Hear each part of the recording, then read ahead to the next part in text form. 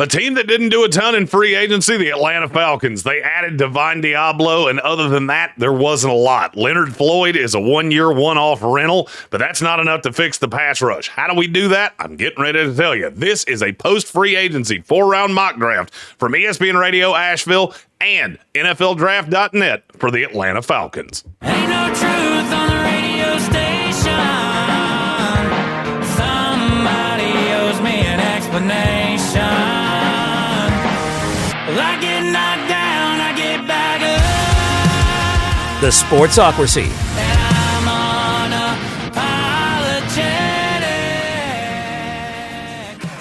unapologetic. Atlanta's biggest need is pass rush. No matter what I do, I am coming away from this with a pass rusher. The question is, which one? Top 30 visits have already started. Atlanta had one with Shamar Stewart, and I'm not going to lie, I'm kind of tempted to do that because I do like the fit.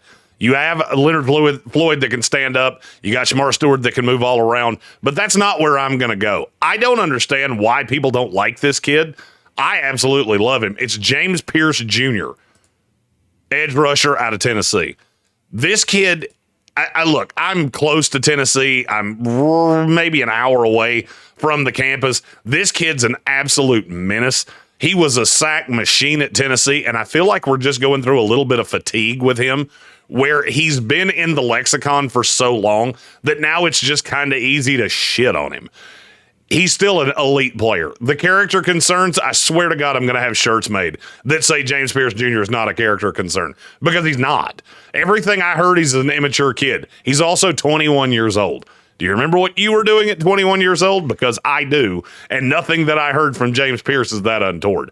The kid's a really good edge rusher. Pass rush win rate was 23% last year at Tennessee. He held up against the run. I think he is a natural 3-4 outside linebacker in the base package that can also put his hand in the dirt when you play nickel. This is exactly what you need if you're the Atlanta Falcons. I can't believe he's still here at 15. I have him as a top 10 prospect overall, so I will happily take him right here at number 15 to the Atlanta Falcons. Atlanta, one of only 3 teams that have 3 picks in the first 4 rounds. So we get this pick at 46, and then we go 118. A couple of the guys that I wanted just went off the board. Nick Eamon-Warry, a guy that they had a top 30 visit with. Maxwell Harrison, a guy that they had a top 30 visit with. So obviously I can't do that. I feel like I've taken Demetrius Knight 43 times in these mocks.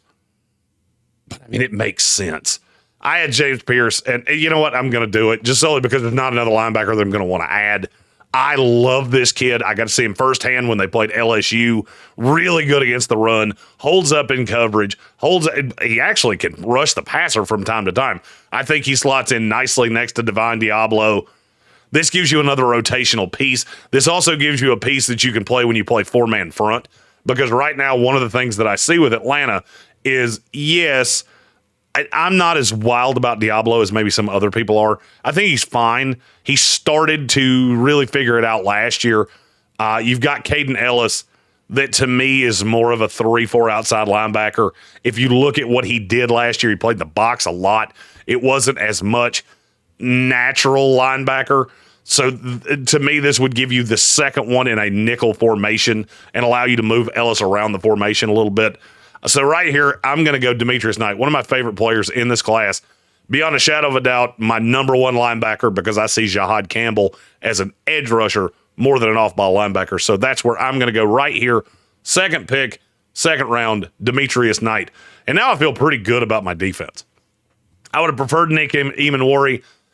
I see almost no shot he's going to get there. I'll be honest with you. If Atlanta's going to take him, I feel like they have to take him at 15, and that's just a little too rich for me. All right, we get here to pick 118. I'm going to look at my team needs for Atlanta. Coming into this, I wanted to add an edge. I wanted to add a 5-tech. Center is a position that I'm looking at. Free safety, wide receiver, and linebacker. The 5-techs, in terms of the ones that are still on the board, I think you're going to struggle because we've probably already missed the run there. So let me go to the edge rushers and see if there's one that makes sense. Not really. I feel like you're better off just to wait at this point because Elijah Roberts is gone. Really, all the ones that I would have targeted are gone.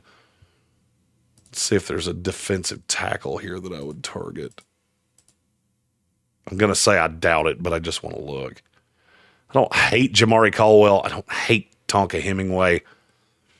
But neither one of those really feel like great value to me. Let's see what we've got on the interior offensive line to replace Drew Dahlman, who left in free agency.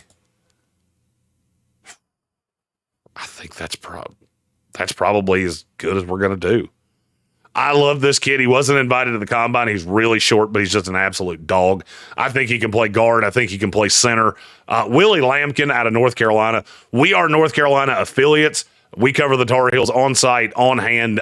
Nobody you talk to will ever tell you anything negative about this kid. If he was 3 inches taller, we would be talking about him in probably the second round as clearly one of the best interior offensive linemen in the class. He was a dog at the Senior Bowl. He was the last player added and came in and was just the talk of the Senior Bowl. You get really good value for him here because he is a shorter guy. But I do think he can start. I mean, I think he's that good. I was dumbfounded when he didn't get invited to the combine. You go back to his time at Coastal Carolina, he jumps off the page there as well. He's just short. He's got short arms.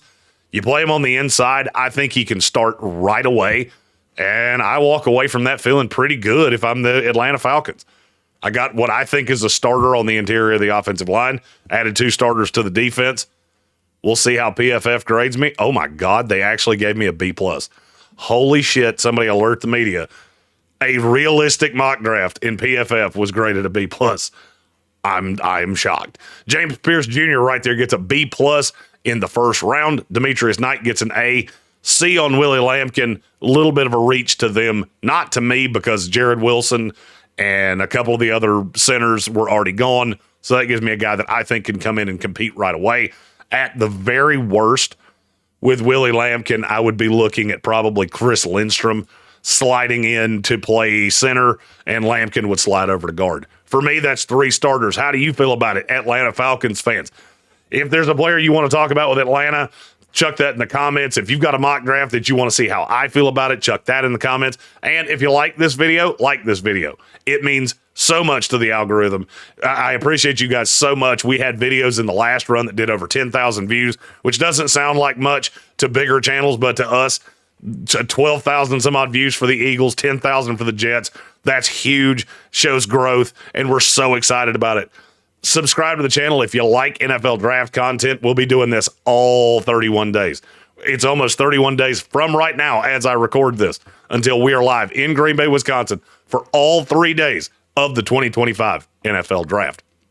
I'm Jeremy Green of ESPN Radio Asheville and NFLDraft.net, and this has been a 4-round mock draft for the Atlanta Falcons. Ain't no truth on the radio station. Somebody owes me an explanation. Well, I get knocked down, I get back up. The Sportsocracy